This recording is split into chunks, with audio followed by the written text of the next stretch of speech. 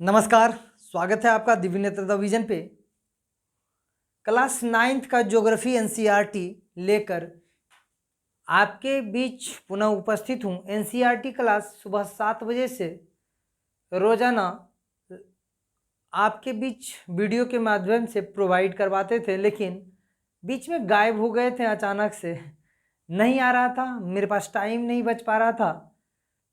Class 8 का complete कर चुके थे एक्चुअली। क्लास 6, क्लास 7, क्लास 8 तीनों क्लास कंप्लीट हो चुका है। ज्योग्राफी एनसीईआरटी आप उसे प्लेलिस्ट में देख लीजिएगा। जो लोग जुड़िएगा तो सभी को देखिएगा, क्योंकि ज्योग्राफी अगर बहुत अच्छा करना है, पीसीएस लेवल तक का ठीक करना है, तो आपको क्या करना पड़ेगा, एनसीईआरटी कंप्लीट करना ही पड़ेगा। तो आप एक बार पढ़ लीजिए, यहाँ से एनसीईआरटी पढ़ लीजिए। एनसीईआरटी बुक से, कोई बोलता है सर बुक से पढ़ें या फिर वीडियो देखें, तो पहले एक बार वीडियो देख लीजिए। मेरा सलाह यही है कि एक बार वीडियो देख लीजिए, फिर से बुक देखा जाएगा। बुक बाद में देखिएगा, फर्स्ट पहले वीडियो देख लेंगे ना। तो ये क्लास 9 का एनसीईआरटी का पहला चैप्टर है, भारत आकार और स्थिति। क्या है? भारत आकार और स्थिति। मतलब इसको बोले, यूं बोले कि भारत का स्थिति एवं विस्तार। भारत कहाँ पे स्थित है और भारत का विस्तार कहाँ से कहाँ तक है, इसी टॉपिक को आज समझने का प्रयास करेंगे। नीचे से लेकर ऊपर स्तर तक सभी को समझने का प्रयास करेंगे। चलिए, क्लास 9th का बच्चा तो जुड़वे कीजिएगा, और एनसीईआरटी पीसीएस तक का, पीसीएस का बच्चा भी, बिहार एसआई देना है, सचिवालय सहायक देना है, तो एनसीईआरटी आपको करना ही पड़ेगा, करना ही पड़ेगा। कोई दूसरा उपाय अब धरती पे नहीं है, कोई दूसरा उपाय नहीं है। इसको जूम थोड़ा कर ले, जूम कर लेंगे थोड़ा सा अच्छा लगेगा।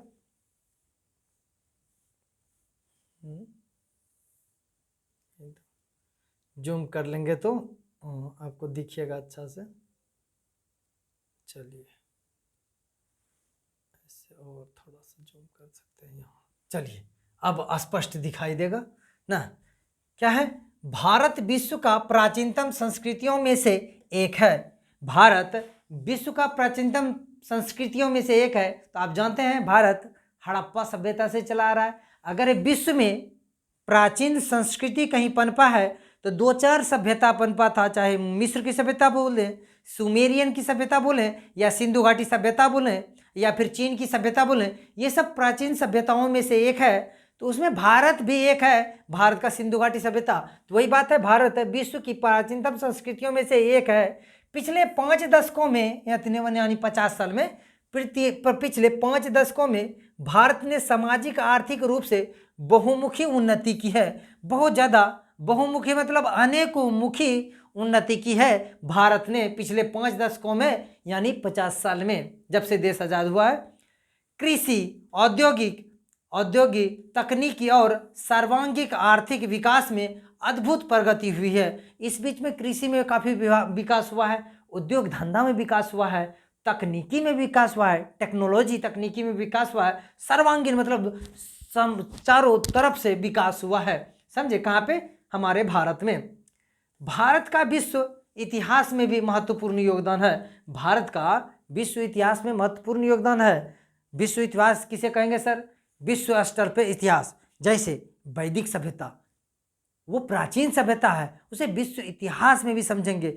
विश्व इतिहास में हड़प्पा सभ्यता को सिर्फ भारत के संदर्भ में नहीं समझेंगे, पूरा वैश्विक स्तर पे समझने का प्रयास करेंगे। और क्या सर? प्रथम विश्व युद्ध में योगदान, द्वितीय विश्व युद्ध में योगदान। अगर बोला जाए भारत का संस्कृति बहुत प्राचीन से है, अगर बोला जाए तो ना। तो ये भारत का स्थिति है।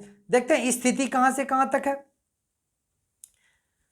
भारत एक विशाल देश है, सच में विशाल देश है, जानते हैं विशाल देश है। भारत विश्व का 7वां सबसे बड़ा देश है, 7वें नंबर पे भारत है। समझे? यह उत्तरी गोलार्ध में स्थित है। यह कहाँ पे है सर? उत्तरी गोलार्ध में स्थित है। और इसका मुख्य भाग 8 डिग्री 4 मिनट उत्तरी अक्षांश से 37 डिग्री 6 मिनट उत्तरी अक्षांश तक विस्तृत है, और 68.7 पूर्वी देशांतर से 97.5 पूर्वी देशांतर तक है। आइए इसे समझते हैं मैप में। आइए समझते हैं मैप में। मैप में समझते हैं, मैप में समझने का प्रयास करेंगे। देखिएगा चीज कितना आसान हो जाएगा। यहाँ पे समझते हैं। अगर गोला है, पृथ्वी क्या है, गोल है, तो मतलब गोला है, इसको दो बराबर भागों में बांटेंगे, यहाँ से बांट दिया जाए, यहाँ से बांट दिया जाए, तो आप जानते हैं मानचित्र में हमेशा ऊपर उत्तर होता है और नीचे दक्षिण होता है, यानी नॉर्थ और साउथ हो जाएगा।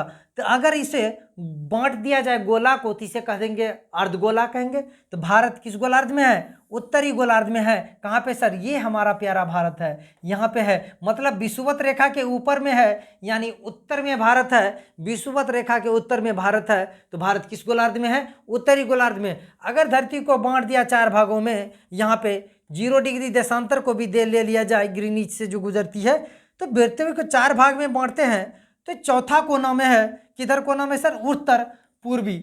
अगर भारत पूछा जाए तो भारत किस गोलार्ध में है, भारत इस गोलार्ध में है, उत्तर पूर्वी गोलार्ध में भारत है। तो यूं कहा जाए भारत उत्तरी गोलार्ध में है या फिर उत्तर पूर्वी गोलार्ध में हमारा प्यारा भारत है। और एक बात है, यहाँ पे था इसका मुख्य भाग 8 डिग्री 4 मिनट उत्तरी से 37 डिग्री 6 मिनट उत्तरी तक है। भारत का ये जो देख रहे हैं ना, कन्याकुमारी जो आप देख रहे हैं, कन्याकुमारी भारत का निचला बिंदु, ये 8 डिग्री 4 मिनट उत्तरी अक्षांश है सर, क्योंकि 0 डिग्री ये है, 0 डिग्री के ऊपर जाएंगे तो 1 डिग्री 2 डिग्री 3 डिग्री होगा। पिछले अध्याय में क्लास 6 में भी समझे थे इस चीज़ को, अक्षांश और देशांतर को। तो इसी तरह 8 डिग्री 4 मिनट तक पहुंचेंगे या हमारा भारत कन्याकुमारी पहुंचेंगे। लेकिन इससे भी अगर बोला जाए सबसे नीचे क्या है सर, तो नीचे में अंडमान निकोबार द्वीप समूह का सबसे निचला पॉइंट निकोबार द्वीप का ग्रेट निकोबार है, और वो किसका हिस्सा है सर, इंदिरा कॉल। उसे क्या कहेंगे, इंदिरा कॉल नहीं, इंदिरा पॉइंट कहेंगे, सॉरी इंदिरा कॉल बोल दिए हम, इंदिरा पॉइंट कहेंगे, ग्रेट निकोबार पे स्थित है। इसका अक्षांशीय स्थिति 6 डिग्री 4 मिनट है। कितना है, 6 डिग्री 4 मिनट है। और यहाँ से 8 डिग्री 4 मिनट हो जाएगा, क्योंकि ये थोड़ा सा ऊपर है। और भारत सबसे उत्तर में भारत 37 डिग्री 6 मिनट उत्तरी अक्षांश पर स्थित है। तो भारत का देख रहे हैं अक्षांशीय विस्तार, 6 डिग्री 4 मिनट उत्तरी अक्षांश से 37 डिग्री 6 मिनट उत्तरी अक्षांश तक है। अगर मुख्य भूभाग देखा जाए तो 8 डिग्री 4 मिनट उत्तरी अक्षांश से 37 डिग्री 6 मिनट उत्तरी अक्षांश तक है। तो ये भारत का स्थिति विस्तार है, समझे। और चलते हैं, यहाँ थोड़ा और जूम कर लेते हैं, इस चीज़ को जूम कर लेते हैं, क्योंकि भारत को समझा रहे हैं हम, भारत को समझा रहे हैं। एक सेकेंड, हाँ, यहाँ पे क्या है, एक बात और है, भारत 68/7 पूर्वी से 97/25 पूर्वी के बीच है। तो पूर्वी क्यों बोले सर, ये ग्रीनविच है, लंदन है, 0 डिग्री है, कहीं 1 होगा, 2 होगा, 3 होगा, 4 होगा, ऐसे करके इधर 180 तक जाएंगे, क्योंकि गोला में बताए थे ना 180 ओवरलैप पर गया, 7th 8 में पढ़ाए थे, क्लास 8 में पढ़ाए थे। तो यहाँ से जैसे बढ़ेंगे ये पूर्वी जाएंगे, पूरब की ओर जा रहे हैं, तो ये 1 डिग्री पूर्वी होगा, 2 डिग्री पूर्वी होगा। इसी प्रकार भारत का जो पश्चिमी बिंदु है गुजरात में जिसे गोहार माता कहते हैं या गोहार मोती कहा जाता है या गोहर मोती कहते हैं, ये जो भारत का पश्चिमी बिंदु है यह 68 डिग्री 7 मिनट पूर्वी देशांतर है।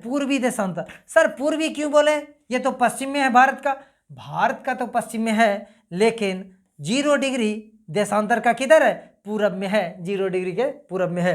तो 68 डिग्री यहाँ पे है क्या, 97 डिग्री, कहाँ है 97 डिग्री 25 मिनट, 97/25 याद रखिएगा, 25 बोलिएगा, याद नहीं होगा फिर कोई माई बाप नहीं बचाएगा, इसे 97/25 याद रखिए ना, याद रहना चाहिए जो आसान लगे। 68/7 97/25 पूर्वी देशांतर भारत का विस्तार है, देशांतर ये समझे। अरुणाचल प्रदेश का यह स्थल कीबीथू कहलाता है,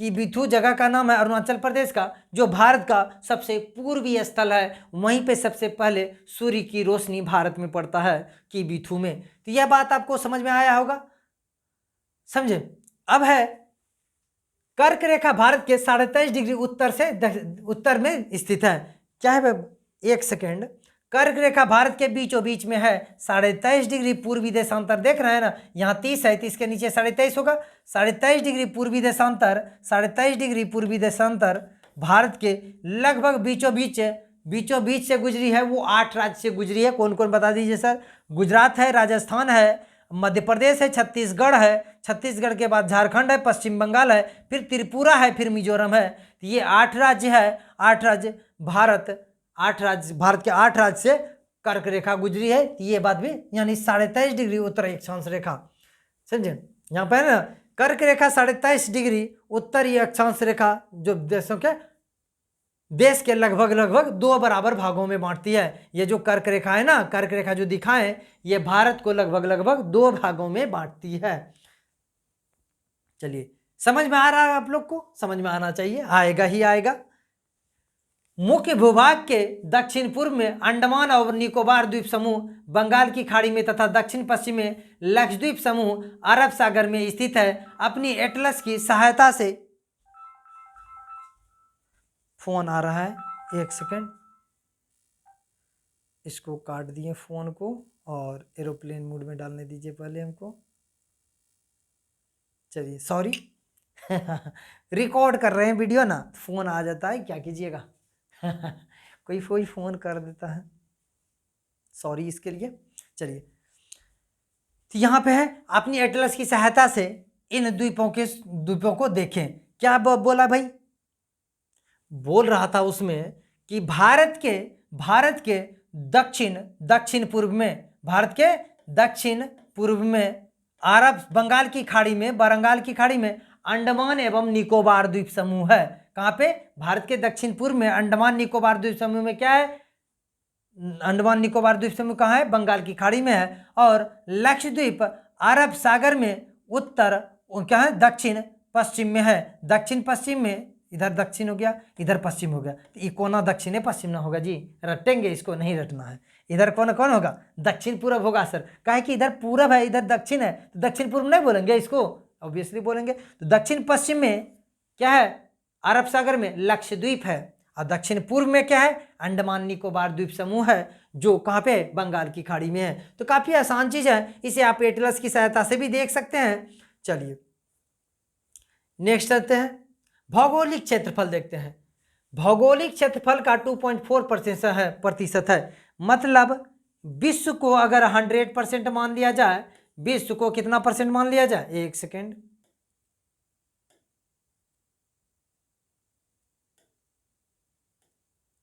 विश्व को अगर 100% मान लिया जाए, 100% मान लिया जाए, धरती जितना है वो 100% है, उसका बस 2.4% ही किसके पास है? भारत के पास जमीन है। मतलब 100% जितना भी जमीन है धरती पे, जमीन को 100% मान लिया जाए तो भारत के पास कितना जमीन है? 2.4% मात्र जमीन है।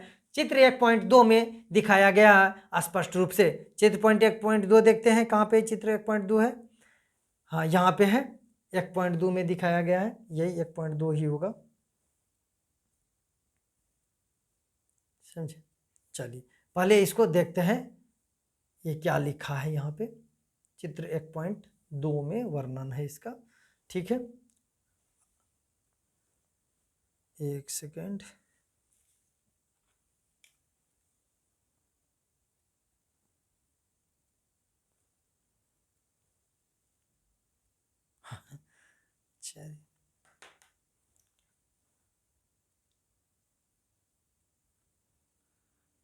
चलिए, चित्र 1.2 में वर्णन है। स्पष्ट है कि भारत विश्व का 7वां सबसे बड़ा देश है। 1.2 में दिखाया गया कि भारत विश्व का 7वां सबसे बड़ा देश है। 7 देश है सर, भारत से पहले 6 देश बड़ा है, अब भारत 7वां सबसे बड़ा देश है। यहाँ पे देखते हैं कौन कौन देश कहाँ कहाँ है। ये जो देख रहे हैं ना, एशिया विश्व का सबसे बड़ा महाद्वीप है, लेकिन एशिया में इस जगह रूस देश है सर। कौन देश है? रूस है, रसिया है, रसिया एक नंबर पे सबसे बड़ा देश रसिया है। उसके बाद दूसरा नंबर पे यहाँ पे दूसरे नंबर पे कनाडा है। कनाडा देश दूसरे स्थान पे है। तीसरे स्थान पे हमारा यहाँ इस जगह चाइना है। चीन तीसरे स्थान पे है, जबकि चौथे स्थान पे यूएसए है। 5वें स्थान पे इस जगह एक देश है बड़ा सा, नाम है ब्राजील देश। विश्व का 5वां सबसे बड़ा देश है। छठा देश यहाँ पे ऑस्ट्रेलिया है, 6वां देश ऑस्ट्रेलिया है, और हमारा भारत, प्यारा भारत 7वां देश है। 7वां सबसे बड़ा देश है हमारा प्यारा भारत। इसका हिस्सा जो विश्व के हिस्सा का 2.4% मात्र है। याद रखने के लिए आप हीरा का अपवर्तनांक याद रहेगा आपको, तो 2.4% आपको याद हो जाएगा, समझे। 8वां देश कौन है सर? तो एक जगह यहाँ पे अर्जेंटीना है। देश का नाम क्या है? अर्जेंटीना। अर्जेंटीना देश है, अर्जेंटीना है। अर्जेंटीना देश विश्व का 8वां सबसे बड़ा देश है, तो भारत 7वां सबसे बड़ा देश, तो यही तो बताया है ना। चलिए आगे बढ़े। चलिए समझ में आ रहा है ना? कॉम्प्लीमेंट दीजिएगा, कमेंट बॉक्स में कमेंट कीजिएगा। भारत विश्व का 7वां सबसे बड़ा देश है। भारत की स्थल सीमा रेखा लगभग 15,200 किलोमीटर है। भारत का जो स्थलीय सीमा है 15,200 किलोमीटर है, और समुद्र तट रेखा अंडमान निकोबार द्वीप समूह से 7516.6 किलोमीटर है। ये सब बात है भारत उत्तरी, जिसको मैप में समझते हैं। आइए चलिए मैप में समझते हैं, जितना बात लिखा है सब कुछ मैप में हो जाएगा। हाँ देखिएगा, मैप में मजा आएगा। झूठ मूठ का किताब पे रहिएगा, मजे नहीं आएगा। क्या बोले मास्टर? भारत का स्थलीय सीमा 15,200 किलोमीटर है। यही ना लिखा था सर? 15,200 किलोमीटर है सर, 15,200 किलोमीटर। स्थलीय मतलब स्थल से, पानी से नहीं। स्थलीय मतलब स्थल से, यहाँ से शुरू होके पाकिस्तान से, फिर अफगानिस्तान से, फिर चीन से, फिर नेपाल के साथ, फिर चीन के साथ, फिर भूटान के साथ, फिर चीन के साथ, फिर म्यांमार के साथ, फिर बांग्लादेश के साथ जो लगती है सीमा, वही सीमा भारत की स्थलीय सीमा है। तो पाकिस्तान के साथ एक देश के साथ लगती है, दूसरा इस जगह अफगानिस्तान देश है, उसके बाद चीन देश है, उसके बाद यहाँ पे नेपाल है हमारा, उसके बाद भूटान है, उसके बाद फिर चीन हो जाएगा इस जगह मैकमोहन रेखा अरुणाचल प्रदेश के ऊपर में। उसके बाद ये म्यांमार देश है और बांग्लादेश है। बांग्लादेश भारत की सबसे लंबी तटीय सीमा ने स्थलीय सीमा है। बांग्लादेश के साथ सबसे लंबी स्थलीय सीमा बनाती है। तो आपको लग रहा होगा सर ये तो बहुत छोटा दिख रहा है, तो ये छोटा दिख रहा है, लेकिन इसको सीधा करेंगे तो बहुत लंबा हो जाएगा ना। टेढ़ा मेढ़ा बहुत है ना, टेढ़ा मेढ़ा देख रहे हैं कितना टेढ़ा मेढ़ा है, टेढ़ा मेढ़ा पूरा टेढ़ा मेढ़ा है ना, कितना टेढ़ा मेढ़ा यहाँ तक है। सोचिए यहाँ तक भारत का विस्तार, इसको सीधा करेंगे तो सब देश के साथ सबसे लंबा हो जाएगा। तो बांग्लादेश के साथ सबसे लंबी सीमा बनाती है। तो ये भारत की स्थलीय सीमा है। कितना है सर? 15,200 किलोमीटर। लेकिन तटीय सीमा बोला है 7516.6 किलोमीटर। तट किसे कहते हैं सर? तट किसे कहते हैं? मतलब पानी से लगी हुई सीमा को तट कहते हैं, यानी समुद्र या पानी से लगी हुई सीमा को तट कहते हैं। तो पश्चिम बंगाल से लेकर आप आंध्र प्रदेश, तमिलनाडु तक, उसके बाद नीचे गुजरात तक, ये जगह समुद्र से लगा हुआ है। इधर बंगाल की खाड़ी, इधर अरब सागर, इधर क्या है? हिंद महासागर है। तीनों तरफ जल है इसका, मतलब तटीय सीमा है। और ये सब द्वीप है, अंडमान निकोबार द्वीप समूह, यहाँ पे लक्षद्वीप है। तो ये द्वीप का भी तो चारों तरफ पानी है और हिस्सा है भारत का ना। तो आप समझ में आ रहा है? तो सब मिला के 7516 किलोमीटर, कितना भाई? 7516.6 किलोमीटर, 7516.6 किलोमीटर क्या है भाई? 7516.6 किलोमीटर भारत की तटीय सीमा है। तटीय सीमा है। अगर बोल दे सर द्वीप को हटा देंगे तब, तो 6108 किलोमीटर हो जाएगा। कितना हो जाएगा? 6108 किलोमीटर हो जाएगा भारत का मुख्य भूभाग का तटीय सीमा। अगर सबको मिला दिया 7516.6 किलोमीटर हो जाएगा द्वीप समूह समेत, समझे। एक बात और है सर, एक बात और है, बता देते हैं सर। भारत का जो विस्तार पश्चिम से लेकर पूरब तक कितना किलोमीटर है? भारत का विस्तार पश्चिम से पूरब कितना किलोमीटर है? तो वो है 2933 किलोमीटर। याद कैसे रखेंगे सर? याद नहीं रखेंगे। याद कैसे रखेंगे? आपको 3 याद रहेगा ना, 3 को 2 बार लिखेंगे। 3 तिया 9, 3 तिया 9। कई बार गुना किए हैं? तो 2 बार। कई बार गुना किए हैं? 2 बार। तो 2933 हो गया। तरीका याद करने का तरीका है 3 तिया 9, 2 बार गुना किए थे इसलिए आगे में 2 रख दिए। तो 2933 किलोमीटर भारत की पश्चिम से पूरब की लंबाई है। यानी गुजरात से लेकर अरुणाचल प्रदेश के बीच कितना किलोमीटर? तो 2933 किलोमीटर के लंबाई है। तो ये 2933 किलोमीटर भारत चौड़ा है ना। तो लंबा कितना है सर, यहाँ पे 3 याद रखे थे, 3 3 9, दो बार करके किए थे गुना, फिर 3 याद रखना है, फिर क्या रखना है याद, 3 रखना है। उत्तर से दक्षिण की लंबाई कितना है सर, उत्तर से दक्षिण की लंबाई याद करने के लिए भी 3 याद रखना है, 3 लिखिए और घटते क्रम में सजा दीजिए। 3 के बाद घटते क्रम में कौन होगा सर, 2, उसके बाद क्या होगा 1, इधर 4 होना चाहिए था, 3 के पहले 4 नहीं होता, लेकिन इधर 4 नहीं लिख के इधर लिख देंगे। कितना हो गया 3214 किलोमीटर। 3214 किलोमीटर भारत की कहाँ से कहाँ तक सर, पश्चिम से उत्तर से दक्षिण की लंबाई है। तो उत्तर से दक्षिण की लंबाई 3214 किलोमीटर, जबकि पश्चिम से पूर्व की लंबाई 2933 किलोमीटर है। भारत देखते हैं कितने देशों के साथ सीमा बनाती है। एक पाकिस्तान हो गया, दूसरा अफगानिस्तान हो गया, तीसरा चीन हो गया, चौथा नेपाल हो गया, पांचवा भूटान हो गया, छठा आपका म्यांमार हो गया और सातवां बांग्लादेश हो गया। तो भारत 7 देशों के साथ सीमा बनाती है। सबसे लंबी सीमा बांग्लादेश के साथ बनाती है और दूसरी सबसे लंबी सीमा चीन के साथ, उसके बाद पाकिस्तान के साथ, उसके बाद नेपाल के साथ, उसके बाद म्यांमार के साथ, उसके बाद भूटान के साथ, उसके बाद अफगानिस्तान के साथ ना। तो अगर आपको ट्रिक याद करना हो तो ट्रिक है इसका, ट्रिक है बचपन में एमबीए करने का सपना था। क्या था भाई, बचपन में एमबीए करने का सपना था, लेकिन बाद में क्या बन गए हम, मास्टर बन गए। बाद में क्या बन गए हम, मास्टर बन गए ना। बचपन में एमबीए करने का सपना था। बचपन में बी से बांग्लादेश, सीएच से चाइना, पी से पाकिस्तान, एन से नेपाल, एम से म्यांमार, बी से भूटान, ए से अफगानिस्तान ना। बचपन में एमबीए करने का सपना था, सब देश आ गया, घटते क्रम में आया। सबसे लंबी सीमा बांग्लादेश के साथ बनाती है भारत, दूसरी सबसे लंबी सीमा चाइना के साथ बनाती है भारत, तीसरी लंबी सीमा पाकिस्तान के साथ बनाती है भारत, चौथी लंबी सीमा नेपाल के साथ बनाती है भारत, और पांचवा म्यांमार के साथ, छठवां भूटान के साथ और सातवां अफगानिस्तान के साथ। तो सबसे छोटी सीमा भारत अफगानिस्तान के साथ बनाती है, वह पीओके का एरिया है, पोक ऑक्युपाइड कश्मीर यहाँ का एरिया है। वह पाकिस्तान अधिग्रहण में है, अभी पाकिस्तान के लगभग कब्जे में है, लेकिन भारत का वो हिस्सा है, समझे। भविष्य में उसको भी ले लेंगे हम लोग ना, भविष्य में एकदम लेंगे, जरूर लेंगे, एकदम लेना है, क्योंकि वो चीज़ हमारा है, वो चीज़ हमारा है तो वो मेरे पास ही अच्छा लगेगा ना। हाँ, ये बात एकदम सही बोले। हाँ, कोई ले नहीं सकता है, फिलहाल रखने दीजिए उसको। तो 7516.6 किलोमीटर है, समझे। भारत के उत्तर पश्चिम, उत्तर तथा उत्तर पूर्व सीमा पर नवीनतम बलित पर्वत है, समझे। हाँ, यहाँ पे समझिए चीज को।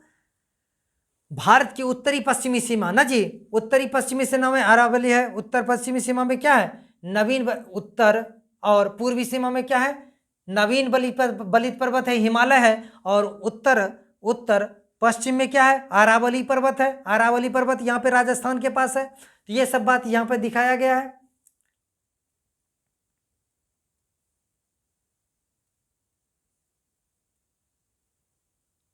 समझे। भारत के उत्तर पश्चिम, उत्तर तथा उत्तर पूर्व सीमा पर नवीनतम बलित पर्वत है। इसका दक्षिण का भूभाग उत्तर में चौड़ा है। दक्षिण का भूभाग, इसका दक्षिण का भूभाग उत्तर में, दक्षिण के का भूभाग से उत्तर में क्या है, चौड़ा है। देख लीजिए, नहीं चौड़ा है, दक्षिण में सर सकरा हो चुका है। ये भारत का देखते हैं, दक्षिण में क्या है, साउथ पतला है, दक्षिण में पतला है, लेकिन ऊपर में कितना चौड़ा है, ऊपर चौड़ा है ना।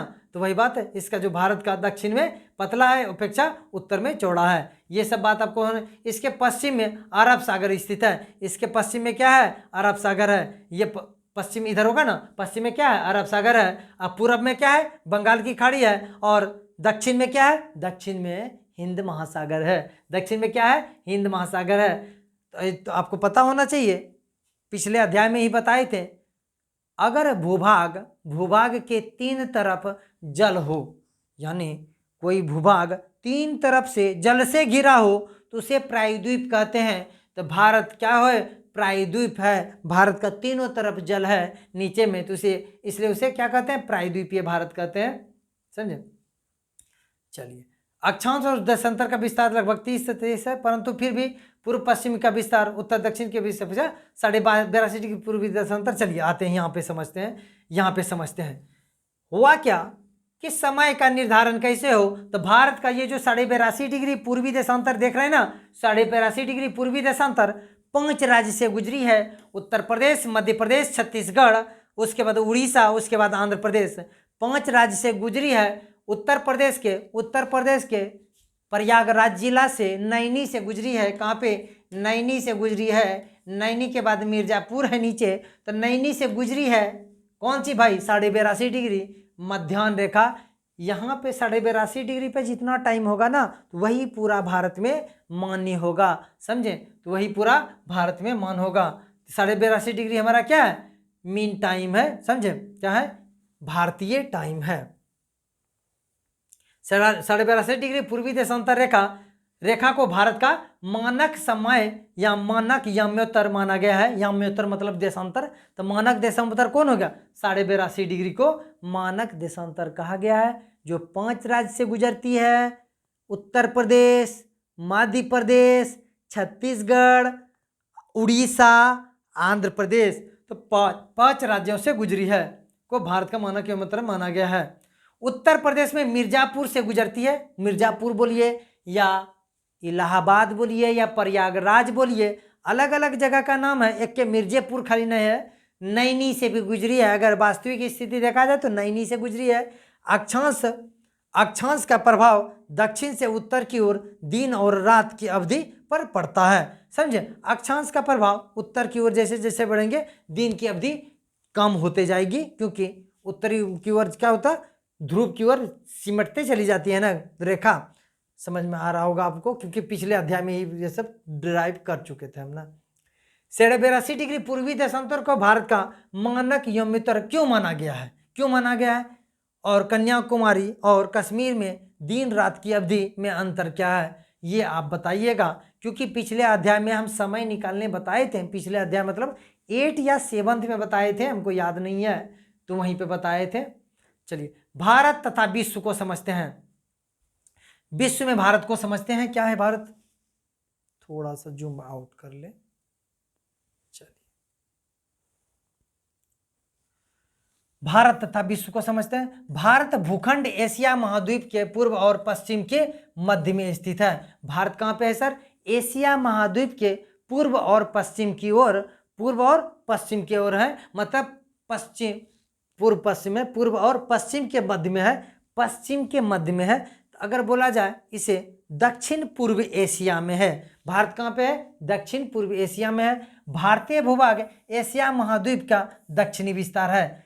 एशिया महाद्वीप का, एशिया पूरा एशिया है ना, तो भारत जो है एशिया के दक्षिण में है, सबसे नीचे है भारत। हिंद महासागर जो कि पश्चिम में यूरोप देश और पूर्वी एशिया देश की को मिलता है, भारत को केंद्रीय स्थिति प्रदान करता है। भारत केंद्र में है। हिंद महासागर इधर पश्चिम में अटलांटिक महासागर से जुड़ जाएगा ना, इधर प्रशांत महासागर से जुड़ जाएगा, तो बीच में क्या है? केंद्र के रूप में भारत स्थित है। देखिए, दक्षिण का पठार हिंद महासागर में शीर्षवत फैला हुआ है। दक्षिण का जो पठार है हिंद महासागर में शीर्षवत फैला है, जो प्रायद्वीपीय भारत का पठार है। एक सेकंड दिखा दें आपको मैप में दिखाने का प्रयास करते हैं। ये जो देख रहे हैं दक्षिण का पठार, दक्षिण ये पठार, ये पठार है, ये पहाड़ की तरह उठा हुआ क्षेत्र है, ऊपर से समतल मैदान है। तो ये पूरा प्रायद्वीपीय खंड पठार है, उठा हुआ है, पूरा उठा हुआ है, पत्थल है, यहाँ पे पत्थल है। समझे? चलिए, हिंद महासागर जो कि पश्चिम में यूरोप देश के साथ पूर्वी एशिया में फैला है। चलिए, महासागर में शीर्षवत फैला हुआ है, अफ्रीका और यूरोप, हाँ चलिए, पश्चिम एशिया अफ्रीका और यूरोप के देश के साथ मिलता है, ये तो बता दिए। पूर्वी एशिया के देशों से भी पूर्व तट के माध्यम से निकटतम संबंध बनाए हुए हैं। हिंद महासागर में किसी भी देश की तटीय सीमा भारत जैसी नहीं है। हिंद महासागर में जितना भी देश है, सभी की सीमा भारत जैसी नहीं है। भारत की इस महत्वपूर्ण स्थिति के कारण एक महासागर का नाम हिंद महासागर पड़ा है। भारत का नाम हिंदुस्तान है ना, उसी के नाम पे क्या पड़ गया है? हिंदुस्तान के नाम पे ही हिंद महासागर पड़ा है। क्या आप जानते हैं सन 1869 ईस्वी में स्वेज नहर के खोदने से भारत और यूरोप के बीच 7000 किलोमीटर की रास्ता कम हो गया था। 7000 किलोमीटर, समझते हैं? 7000, पहले केप ऑफ गुड होप होते हुए भारत से यात्रा होता है। दिखाते हैं थोड़ा सा मैप में। यहाँ से पहले यूरोप से व्यापारी इस मार्ग होते हुए आता था यहाँ पे भारत ना। स्वेज नहर यहाँ पे भूमध्य सागर है, ये लाल सागर है। भूमध्य सागर और लाल सागर के बीच में यहाँ पे स्वेज नहर 1869 ईस्वी, जब गांधी जी का जन्म हुआ था 1829 ईस्वी में, 69 ईस्वी में जब गांधी जी का जन्म हुआ था, वहाँ पे स्वेज नहर बना। और 7 इधर से जाते थे हम लोग यूरोप, अब 7000 किलोमीटर रास्ता कम हो गया, तेल बचा। दाम अब यहाँ से जो सामान लाएंगे 7000 किलोमीटर का तेल भाड़ा तो लगता जी, तो वो तो कम हो गया, तो मूल्य में कमी नहीं आएगा, मूल्य में भी कमी आएगा। 7000 किलोमीटर इस नहर को बनने से हो गया, बनने से कम हो गया यूरोप की दूरी। देखते हैं यहीं पे दिखाया गया है। देखिए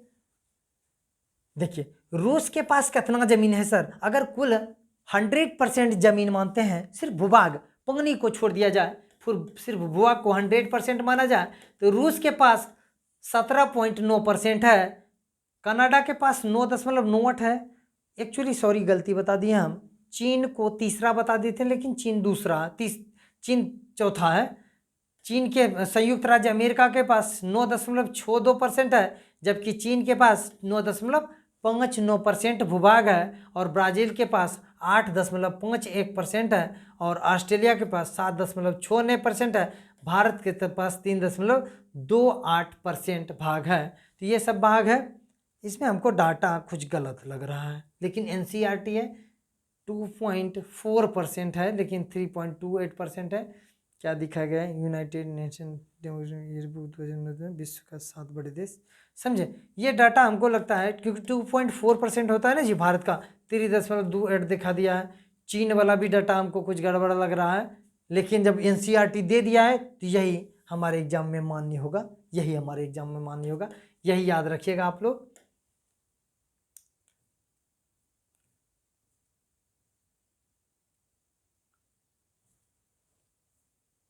इस कहानी को खत्म कर देते हैं ना, तो बहुत कम बचा है।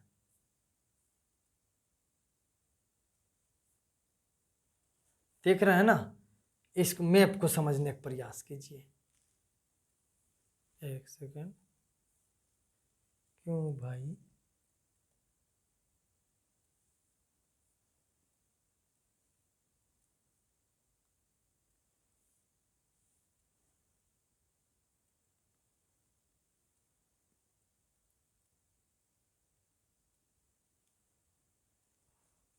एक second zoom out zoom in होते होते क्या हो जाता है? दिक्कत हो जाता है।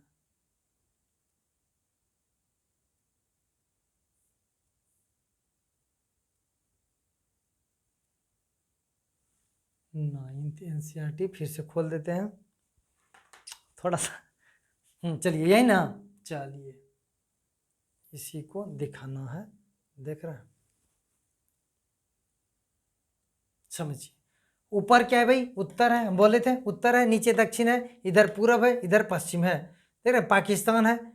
पाकिस्तान है, ये जो जुड़ा हुआ है, ये मार्ग जुड़ा हुआ है, एक दूसरे से कनेक्ट हुआ है पूरा विश्व। ये क्या दिखाया गया है? देख लेते हैं एक बार क्या दिखाया है। भारत अंतर्राष्ट्रीय व्यापार मार्ग, ये अंतर्राष्ट्रीय व्यापारिक मार्ग है। भारत कैसे कैसे किसी देश के साथ व्यापार करती है। देख रहे हैं, ये कलकत्ता से यहाँ सिंगापुर होते हुए यहाँ से व्यापार करेंगे फिलीपाइंस द्वीप के साथ, फिर जापान के साथ, इधर से जापान जाएंगे, फिर चीन के साथ व्यापार होगा, फिर ऑस्ट्रेलिया के साथ व्यापार होगा। देख रहे हैं पूरा विश्व कैसे कनेक्ट है। तो ये कनेक्ट आप खुद से मैप समझने का प्रयास कीजिएगा। जहाँ भी दिक्कत होगा कमेंट बॉक्स में कमेंट कीजिएगा, हम बताने का प्रयास करेंगे।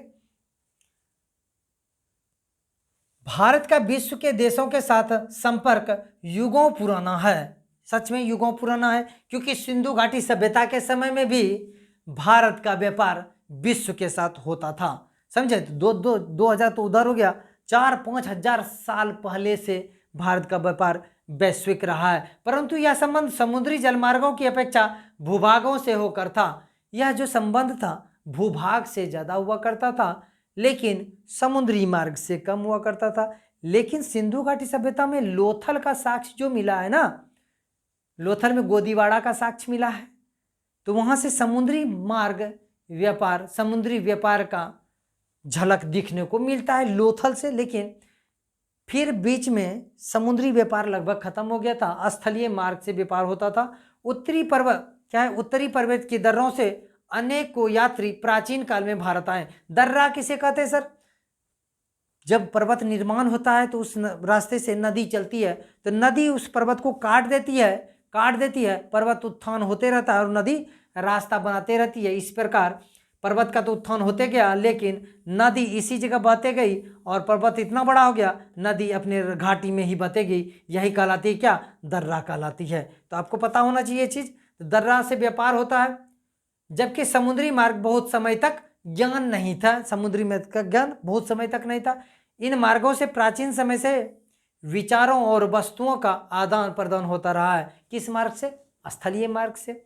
भारत का पश्चिमी, मध्य और पूर्वी एशिया तथा दक्षिण एशिया के पड़ोसी देशों के साथ एक अद्भुत संपर्क रहा है। मतलब भारत के चारों तरफ, पूर्वी एशिया बोलिए, इंडोनेशिया, सुमात्रा वाला, सिंगापुर के साथ या श्रीलंका के साथ, फिर इधर अफगानिस्तान, ईरान, तुर्की, ये सब के साथ व्यापार का अच्छा संबंध रहा है। इसी प्रकार उपनिषदों के विचार, रामायण तथा पंचतंत्र की कहानियां भारतीय अंक एवं दशमलव प्रणाली आदि संसार के विभिन्न भागों तक पहुंच सके हैं। मतलब अंक पद्धति देख रहे हैं, रामायण और पंचतंत्र का विचार, या फिर आप शून्य का खोज, दशमलव का खोज, ये सब विश्व तक कैसे पहुंचा है? इसी व्यापारिक आदान प्रदान के चलते ना जी। काफी आसान चीज है। मसाले, मलमल आदि कपड़े तथा व्यापार के अन्य सामान भारत के विभिन्न देशों के लिए जाए जाते थे। भारत से क्या क्या व्यापार होता है सर? मलमल का कपड़ा, मसाला, ये सब भारत से व्यापार होता था दूसरे देशों के साथ ना। यहाँ सब आसान चीज है। इसके विपरीत यूनानी स्थापत्य कला तथा पश्चिमी एशिया के वास्तुकला का प्रतीक मीनारों तथा गुंबदों का प्रभाव हमारे देश के विभिन्न भागों में देखा जाता है। गुंबद वाला जो मंदिर मस्जिद देखते हैं, ये दूसरे देश का है, लेकिन वहाँ का लोग यहाँ आया तो उस तरह का संस्कृति लाया, यहाँ का लोग वहाँ गया तो यहाँ का संस्कृति भी वहाँ के पहनावे उन्हावे भी दिखता है। तो ये सब बात आपको जानना चाहिए, कॉमन सेंस वाला बात है। भारत के पड़ोसी देश हम तो बता ही दिए। भारत के दक्षिण एशिया में एक महत्वपूर्ण स्थान है। भारत में 29 राज्य और 7 केंद्र शासित क्षेत्र हैं। ये अब तो चेंज हो गया है, आपको पता है कि ये 28 हो चुका है अब, क्योंकि केंद्र शासित प्रदेश जम्मू कश्मीर और लद्दाख में बंट चुका है जम्मू कश्मीर राज्य। तो भारत में सिर्फ 28 राज्य और 7 केंद्र शासित के प्रदेश की जगह 8 हो चुका है, क्योंकि जम्मू कश्मीर लद्दाख का क्या हो गया? विखंडन हो गया। फिर दमन और दीव का क्या हो गया? मेल हो गया ना। ये सब बात आपको याद होना चाहिए, ये सब बात है। इधर देख लेते हैं क्या है, फिर आपको राज्य बता देंगे कौन सा राज्य कहाँ है। ज्ञात कीजिए पश्चिम से पूर्वी तट, ये सब अपने से कीजिएगा। भारत की भूमि की सीमाएं उत्तर पश्चिम में पाकिस्तान और अफगानिस्तान के साथ, उत्तर में चीन के साथ, नेपाल के साथ, मतलब वो तो बताइए कि उत्तर पश्चिम में पाकिस्तान अफगानिस्तान के साथ, उत्तर में नेपाल के साथ, चीन के साथ ना, उसके बाद पूरब में म्यांमार के साथ और बांग्लादेश के साथ और भूटान के साथ, उत्तर में भूटान के साथ भी लगेगा। यहाँ पे इसको समझने का प्रयास कीजिएगा। सन 1947 से पूर्वी भारत में 2 प्रकार के राज्य थे। प्रांत और रियासत। व्यवसाय द्वारा नियुक्त अंग्रेजी संधि जो वायसराय जो आता था, वायसराय द्वारा नियुक्त अंग्रेज अधिकारी प्रांतों पर शासन करते थे और रियासतों का शासन स्थानीय शासकों द्वारा प्रतिक्रिया। ये सब मतलब एक रियासत हुआ करता था, इतिहास का है चीज ना। एक वायसराय होता था, पूरा भारत पे नियंत्रण रखता था, प्रांत पे ना। एक रियासत होता था जिसका नियंत्रण यहाँ के छोटा मोटा जमींदार के पास होता था, बड़े जमींदार भी कह सकते हैं, समझे। ये सब था, वो इतिहास का चीज है, उसको इतिहास में समझेंगे। यहाँ भारत का कौन कौन राज्य है देख लेते हैं। इसका तो विभाजन हो चुका है ना जी। ये जम्मू कश्मीर केंद्र शासित प्रदेश, लद्दाख केंद्र शासित प्रदेश। अगर पूछा जाए भारत का सबसे बड़ा केंद्र शासित प्रदेश कौन है? तो लद्दाख केंद्र शासित प्रदेश सबसे बड़ा केंद्र शासित प्रदेश है। हिमाचल प्रदेश राज्य है, पंजाब राज्य है, हरियाणा राज्य है, दिल्ली केंद्र शासित प्रदेश इस जगह है, उत्तराखंड राज्य है, उत्तर प्रदेश राज्य है, राजस्थान राज्य भारत का सबसे बड़ा राज्य है क्षेत्रफल में, लेकिन उत्तर प्रदेश के पास जनसंख्या सबसे अधिक है, तो सबसे अधिक जनसंख्या वाला राज्य कौन है? उत्तर प्रदेश है। मध्य प्रदेश दूसरा सबसे बड़ा राज्य है क्षेत्रफल में, तीसरा महाराष्ट्र है सबसे बड़ा क्षेत्रफल में, चौथा मध्य उत्तर प्रदेश हो जाएगा। तो 1 नंबर पे राजस्थान है, 2 नंबर पे मध्य प्रदेश, 3 नंबर पे महाराष्ट्र, 4 नंबर पे उत्तर प्रदेश है। यहाँ पे एक राज्य गुजरात है जो तटीय सीमा बनाती है, ये कच्छ की खाड़ी है, ये खंबात की खाड़ी है, ये अरब सागर है, पूरे अरब सागर है। और यहाँ पे चलते हैं, यहाँ आंध्र प्रदेश है, कर्नाटक है, छत्तीसगढ़ राज्य है, उड़ीसा है, झारखंड है, बिहार है, पश्चिम बंगाल है। उसके बाद कहाँ पे? बिहार, अपना बिहार है, देख ही रहे हैं। उसके बाद यहाँ चलते हैं मेघालय, ये पूरा असम का क्षेत्र है, अरुणाचल प्रदेश, नागालैंड है, मणिपुर है, मिजोरम है, त्रिपुरा है, 7 राज्य। यहाँ सिक्किम है, सिक्किम राज्य, ये देश अपना नहीं है, भूटान है, ये भूटान है। यहाँ पे बांग्लादेश है, अलग देश है, समझे? तो बांग्लादेश भारत के बीच में घुसा हुआ है ना, देख रहे हैं ना चीज। चलिए साउथ का कुछ देश राज्य देख लेते हैं, साउथ का राज्य देख लेते हैं। आंध्र प्रदेश हो गया, कर्नाटक हो गया, तमिलनाडु हो गया और केरला हो गया। ये श्रीलंका देश अलग है। कभी कभी दिमाग बच्चा का आता है कि सर भारत के नीचे हरदम श्रीलंका रहता है, क्या श्रीलंका पे हमारा पकड़ है? नहीं, श्रीलंका अलग देश है, लेकिन हम लोग श्रीलंका को भी साथ ही साथ बताते हैं क्योंकि ये हिंद महासागर में एक क्या है, द्वीपीय देश है श्रीलंका, और भारत के साथ अच्छा संबंध है। ये अंडमान निकोबार द्वीप समूह केंद्र शासित प्रदेश है। यहाँ पे पांडिचेरी केंद्र शासित प्रदेश है। 3 राज्य में 4 जिला है ना, माहे कराईकल, पुडुचेरी और क्या है, पांडिचेरी और क्या है, माहे कराईकल और यनम, माहे कराईकल, पांडिचेरी, 4 जिला है 3 राज्य में। ये सब बात। ये लक्षद्वीप समूह है, ये मालदीव है, मालदीव दूसरा देश है। ये सब बात आपको याद होना चाहिए। भारत के बीचों बीच से कर्क रेखा गुजरी है, ये कर्क रेखा है, भारत के 8 राज्य से गुजरती है, गुजरात, राजस्थान, मध्य प्रदेश, छत्तीसगढ़, झारखंड, पश्चिम बंगाल, त्रिपुरा, मिजोरम ना। तो इसका ट्रिक भी है, मित्र पर गमछा झाड़, लेकिन वो सब आप भूल जाइए।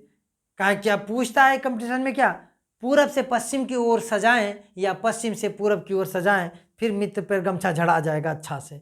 इसलिए ट्रिक फ्रिक छोड़िए और मुख्य धारा में आइए, जैसे याद किया जाता है, जैसे पढ़ा जाता है।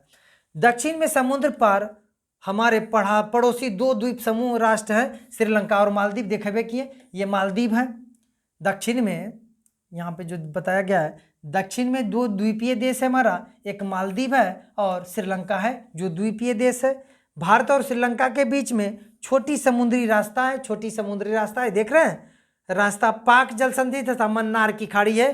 क्या क्या है सर? पाक जल संधि, यहाँ पे क्या है, पाक जल संधि, इधर क्या है, पाक जल संधि है, इधर मन्नार की खाड़ी है। ये जो द्वीप देख रहे हैं ना, ये द्वीप श्रीलंका का हिस्सा है, नाम है तिलैया मन्नार द्वीप। क्या नाम है? तिलैया मन्नार द्वीप है। इसी का नाम है मन्नार की खाड़ी, इधर है पाक जल संधि, समझे? इससे अलग होती है।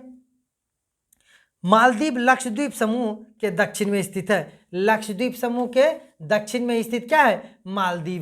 मालदीव है। अपने पड़ोसी देशों के साथ भारत के भौगोलिक और ऐतिहासिक संबंध बहुत अच्छे रहे हैं। भौगोलिक और ऐतिहासिक संबंध इतना अच्छा है कि देखते हैं, हरदम श्रीलंका को हम लोग दिखाते हैं। एटलस में एशिया के मानचित्र में देखा कि भारत कैसे अलग दिखाई देता है। भारत कितना अच्छा दिखाई देता है एटलस में, देखिएगा। एटलस किताब आपके पास होगा तो देखिएगा। ये प्रश्न उत्तर है। तो ये आज का कहानी था। चलिए फिर कल मिलते हैं इसी उत्साह उमंग के साथ। तब तक आप पढ़ते रहिए, पढ़ना ही पड़ेगा और दूसरा कोई उपाय नहीं है। अच्छा स्ट्रेटजीज के साथ पढ़िए ना। मेरा वीडियो देखिए, 1-2 बार किताब पढ़ लीजिए, आपका ज्योग्राफी तो A1 हो जाएगा, मेरा गारंटी है। और आप वीडियो को लाइक कर दीजिएगा। वीडियो को लाइक करने के साथ साथ चैनल को सब्सक्राइब कीजिएगा, जो लोग नए जुड़ेंगे। और 6, 7, 8 पढ़ा चुके हैं, 9th का ज्योग्राफी था, तो 6, 7, 8 भी देख लीजिएगा आप लोग, बहुत अच्छा होगा।